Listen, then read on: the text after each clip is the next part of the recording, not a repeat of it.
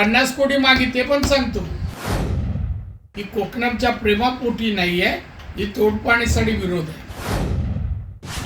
किंवा राज्यात काही गोष्टी असल्या मी यांच्याशी बोलतो, तिथल्या शिक्षकांचा विचार मी यांच्याशी बोललो आणि यांचा मोठेपणा आहे. मी कडे निवडणुका म्हणत नाही, मी सांगितलं कामाला कधी नाही म्हणत नाही.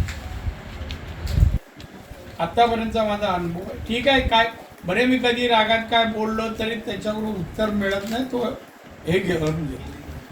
आणि मी कधीही बोललो, फोन केला, हा दादा मी करतो. कोळशापासून वीज निर्माण करणारे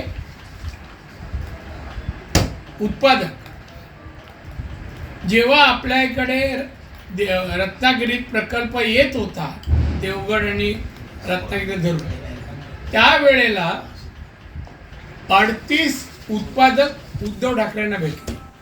किती? 38.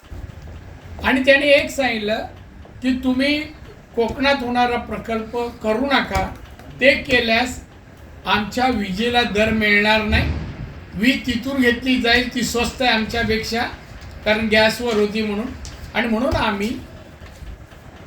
तुम्ही आम्हाला मदत करा. ती कंपनीला विरोध या कोळसा उत्पादकाने दिलेल्या ॲडव्हान्समुळे आहे. 50 कोटी मागे ते पण सांगतो, ॲडव्हान्सही झाला तिथे, आणि मग दौरे काढले, विरोध केला.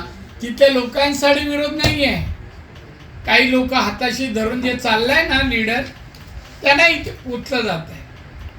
आणि म्हणून रत्नागिरीचा विरोध, कोकणाच्या प्रकल्पाला विरोध, ही कोकणाच्या प्रेमापोटी नाही आहे, ही तोडपाणीसाठी विरोध आहे. आणि याच्यात काय, आणि विधानसभेत चर्चेला विषय काढा तुम्ही.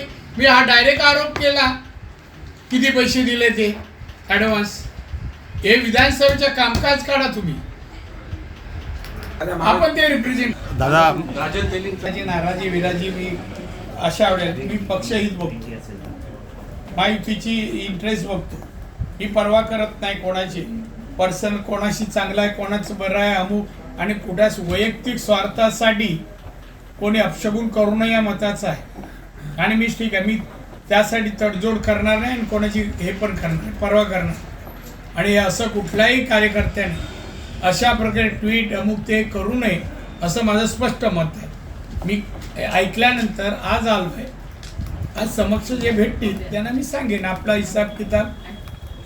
या विषयात तेलीची चर्चा बोलणार, या विषयात तेलीना समज देणार काय? पण मला वाटेल त्याशी बोलेल, पर्टिक्युलर एवढं कशाला बोलू. देश विदेशातील प्रत्येक घडामोडींचे लाईव्ह अपडेट मिळवण्यासाठी आता साम टीव्हीच्या सर्व सोशल मीडिया प्लॅटफॉर्मला लाईक, फॉलो आणि सबस्क्राईब करा. तसंच सर्व नोटिफिकेशनसाठी बेल आयकॉन प्रेस करायला विसरू नका.